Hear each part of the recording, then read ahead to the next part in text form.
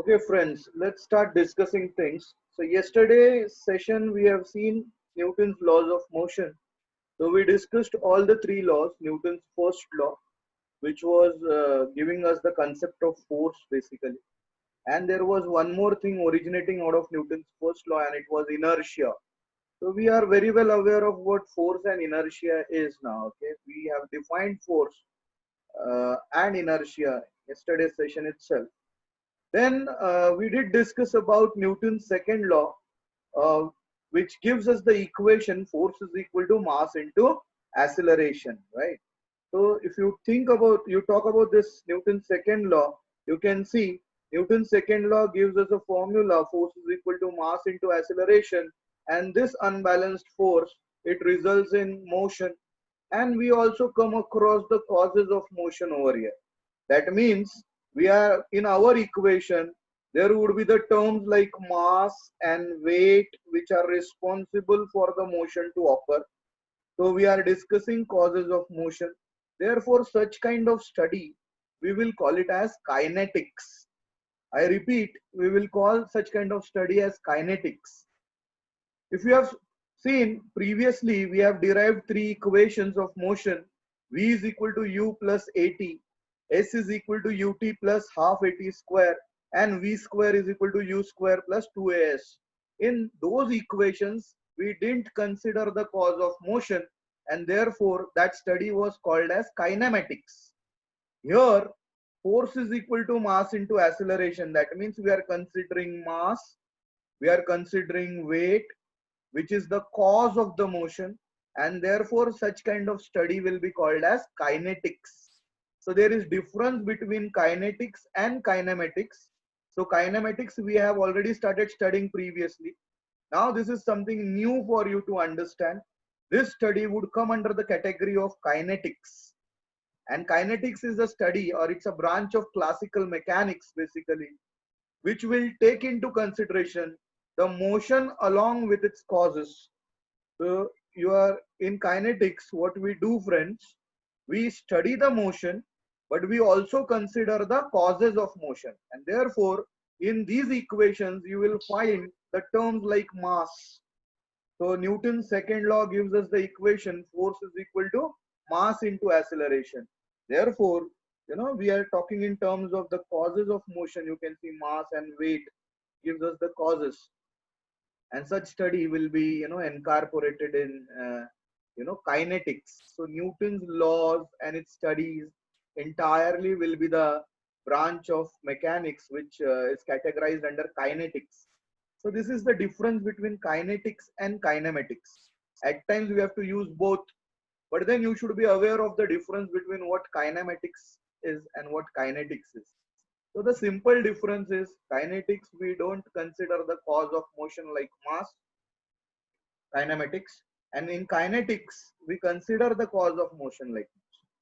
Then we did discuss Newton's third law also. Now, when we talk about all the three laws, they get connected to concepts like, gravity or circular motion or frictional forces, and then you come across standard operating procedures for solving problems which may include friction at times or which may exclude friction. So this is the scope of the syllabus for Newton's laws of motion, which we are going to study in greater details in subsequent sessions, you can see. So please make a note of this slide. This slide just gives you an idea about, what would be the scope of your working so far as Newton's laws of motion is concerned, friends, for boards as well as entrance. So once you are done with it, you have noted this slide, please let me know. You can, suggest me in the chat section. Then we move ahead. Okay. So most of you say you are done with it. Okay, great. No problem. No problem at all. All right. So today, friends, especially we want to discuss a special type of force, and we call it as impulse. Okay. So what's the difference between force and impulse? So force, yesterday we have defined force. And what was force? Force was the physical quantity which will either change the state of the body, or it will at least tend to change the state of the body. Okay. So what is impulse then? So impulse is a special type of force you can see. It's a large force which will be acting on a body for a very short interval of time, producing a finite change in the momentum of the body. All right. So very important thing. So again, I define it in a simple way.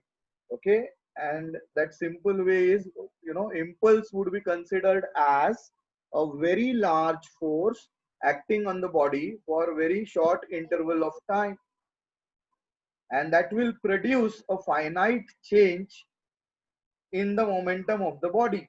All right. So this is what impulse is.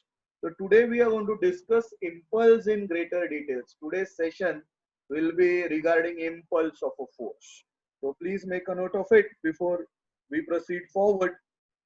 The other definition for it can also be the product of average force and the time for which the force acts. These are just the definitions. Now we will start establishing equations for this. So before we do that, just make a note of it. Make a note of it means you can take the screenshots. Get in habit of taking screenshots so that they serve as notes for you people. Okay. Let me know once you are done with it. We move ahead then. Yeah, most of you say done. So let's move ahead. Right. Okay, so here we have defined impulse, and impulse was a large force acting on a body for extremely short interval of time. So we can come across some examples also. So you can see a person who's firing a gun, bullet from the gun. That is also an example of impulse. Okay, the bullet will suffer from a large force for a very short interval of time, and therefore it will move forward. Here also this can be considered as the example of impulsive force. Okay, a bullet fired from the gun is an example for impulsive force, friends. The other example can be the impact of hammer on the nail. That is also an impulsive force, because you apply large force on hammer, on the nail, sorry, with the help of hammer, for a very short interval of time, and what's the result? The result is the nail pierces the wall, isn't it? So such kind of forces would come under the category of impulsive forces. The other best example for you people, you play football, right? So you impart a kick to the football. So for how long the foot remains attached to the football? Very short interval of time. But you would find the goalkeeper from one post would send the football to the other post just with a single kick. So that type of force again comes under the category of impulsive force. So what we can say about impulsive forces, the important thing about impulsive force, the force is large and it acts for short time. And therefore, it is very difficult to measure either of them because it is acting for very short interval of time. Therefore, it will be very difficult for us to measure the impulse. Then the question remains how we measure the impulse. So then we have to work out some technique indirectly. Okay, obviously scientifically based, and then I'll show you how we measure impulse. Okay, so before I show you, I want you people to have a quick note of this, and you let me know once you're done with it. We move ahead towards the next slide.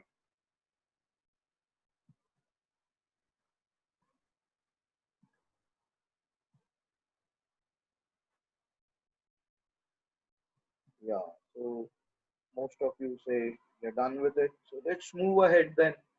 Okay, so when we are talking about impulse, friends, okay, so the important thing again I need to pinpoint it over here.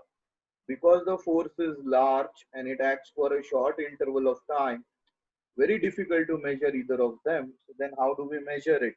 Okay, so the important thing, how we measure it, how we can measure impulse, that's something which we have to think about. Okay, so this is Reva, we have these are the examples, and you can take a quick screenshot before we move ahead and let me know. Okay, most of you are done with this slide. Move ahead. Chalo, let's see how to work out the values of impulse. Okay, friends. Just give me a moment. Yeah. So what are we doing? We are considering Newton's second law to work out impulse. So here is a consideration for us. We are considering an impulsive force acting on a body for mass of small m, for a short time t, small t. The velocity of the body will change from, okay, according to Newton's law, it will change from the initial velocity to final velocity. So force will be proportional to change in momentum divided by time or rate of change of momentum as per Newton's second law. So let's put the values of momentum over here. Okay, so what I can do is I will take this t over here. So it will become force into time, and force into time is nothing but impulse. And that impulse here onwards throughout would be represented by the notation j bar. So whenever in your experimentation or analysis you come across this, sir, I can't see the screen. Also can't hear you.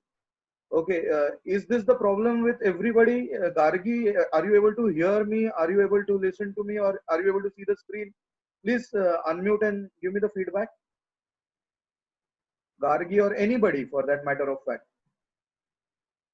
Okay, just a minute. You are visible, sir. Am I visible or is the screen visible? Okay. The screen Okay. is visible. Okay. Fine.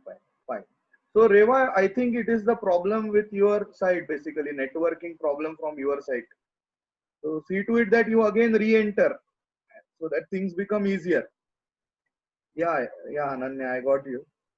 Okay. So Reva, it's a individual problem with you. Others are able to see it. So you can re-enter Reva.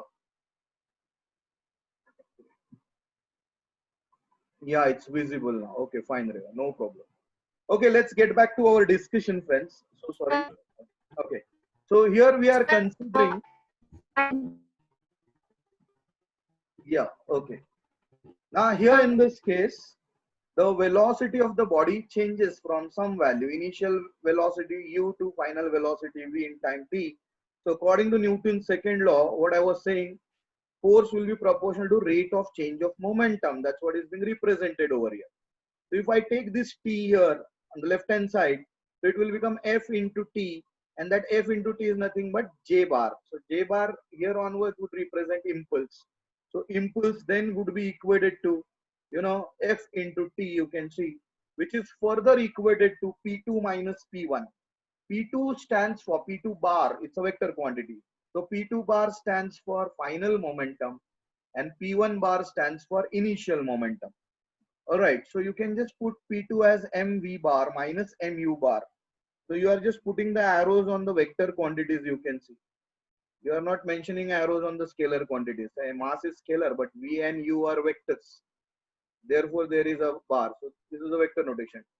Fine. So change in momentum. So you have a new definition, friends, then for impulse. And what is it?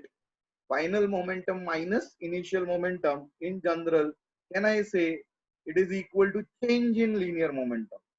See, there is a difference. I'm not saying it is equal to momentum. I'm not saying impulse is equal to momentum. I'm saying impulse is equal to change in linear momentum. So the new definition for us would be impulse is a vector quantity and it will act in the same direction of force, agreed. But at the same time, we have one more definition for impulse, and that definition is change in linear momentum. So as I said earlier, directly you cannot measure force and time because force acts for a very short interval of time. So indirectly you can measure impulse by measuring the change in momentum. So if you measure change in momentum, then it is very easy for you to measure impulse strength. This is what I wanted to say. So whatever would be the unit for momentum, same would be the unit for impulse. So impulse would have unit kg meter per second, that is the unit for momentum, or the other unit can be force into time representing Newton seconds. So other unit would be Newton second in this case. So very important slide, friends. These are the dimensions of impulse. I have told you how to work out dimensions from the unit. See, there is something related to mass in the numerator. Kg means mass. In the numerator, 1 time, therefore m raised to 1. Meter means length. In the numerator, 1 time, therefore L raised to plus 1. Something second means time, 1 time, but in the denominator, therefore time representing raised to minus 1. So these are the dimensions for impulse, friend. So make a note of it before we move ahead, and let me know once you have noted it down.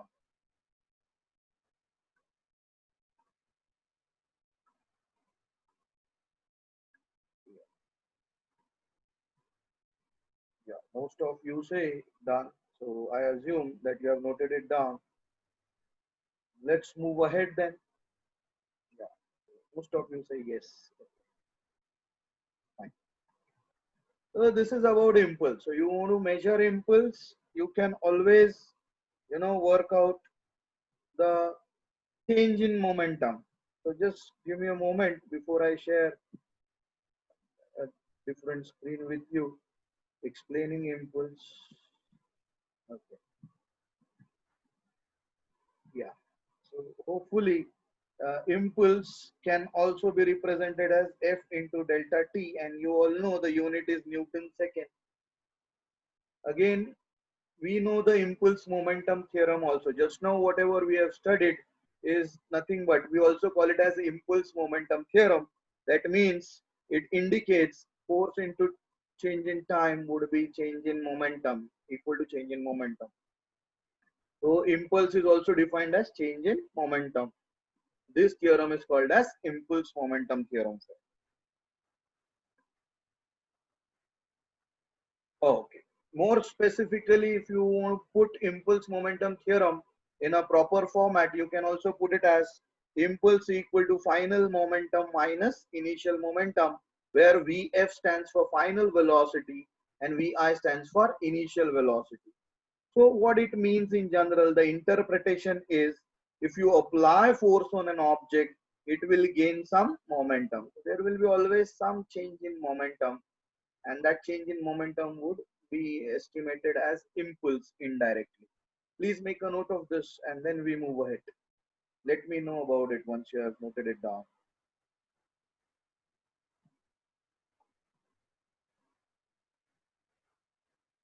Yes, so most of you say yes. Let's move ahead then. Good. Fine. Let's move ahead. Okay. So other way of understanding it is also, if the object loses momentum, not necessarily every time the momentum would be, always be increasing on the increasing side. It can be on the losing side also at times. So that also must be equal to the imparting force. So change in momentum, either positive or negative, is related to impulse. That's what it means to say. You can take a note of this slide also, because it explains the other side of the coin.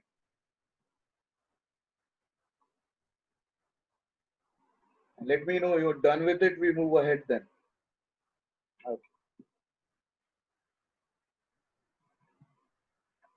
Yeah, most of you say yes. So fine. Let's move ahead then. Yeah. Just give me a moment.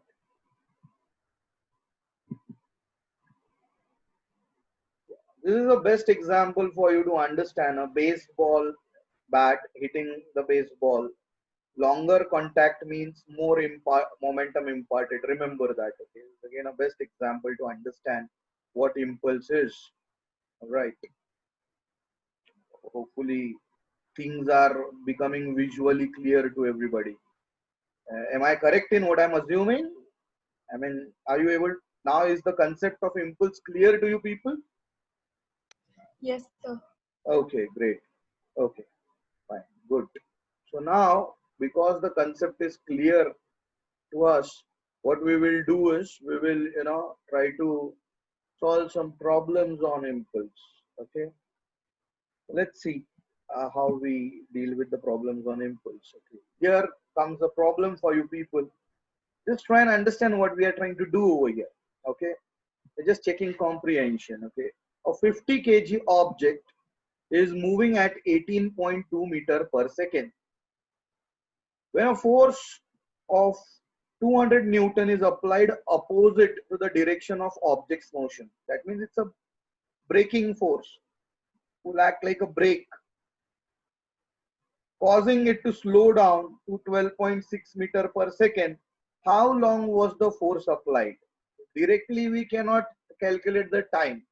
We cannot apply the timer in between. Indirectly we can with the help of impulse momentum theorem. So if you observe over here, our impulse momentum theorem says force into the change in time will be final momentum minus initial momentum. Okay, so you know mass is 50 kg, you put it. You know final velocity is less because it's a braking force, 12.6. Initial velocity was greater, so 18.2. All right, so you can see 18.2 friends is the initial velocity. Final velocity is 12.6.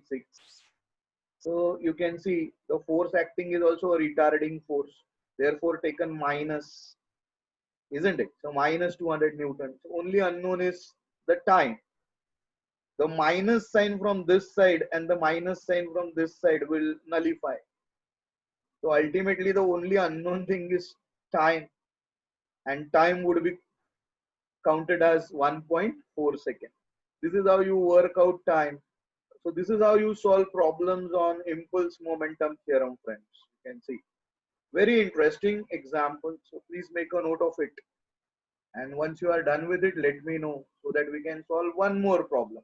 So today's target is just to understand impulse and solve problems on that. So we will be solving final problem on this. Okay. So let me know if you are done with this problem on impulse. Okay. So most of you say yes. Yes, Ayush. Ayush also says yes. So let's move ahead then. Swarali says yes. Okay, fine. No problem. So now I would give you one more problem. We will share, we will try to think about one more problem, friends, related to, inputs. So just give me a moment. Yeah. So here comes a problem on impulse. It's related to hockey now. Okay. And what the problem says, a ball is hit by a hockey stick, giving it an impulse of 0.25 Newton second. The mass is given to be 0.2 kg. Find the velocity with which the ball moves if it is initially at rest. So again, we would be using impulse momentum theorem, friend. Initial velocity is given 0 because they say it was at rest. Mass given to you 0.2 kg. Impulse is given to you 0.25 Newton second. So impulse J, is equal to change in momentum. So place it as final velocity minus initial velocity, that is mv minus mu. So you can see everything is known. J is known, mass is known, initial velocity is known. Only unknown here would be v, that is the final velocity which we are supposed to estimate as per our question. And then when you shuffle the values, you can see the value for the final velocity for the ball comes out to be 1.25 meter per second. And this is how you would be solving problems on impulse momentum theorem, friends. So please make a note of it and let me know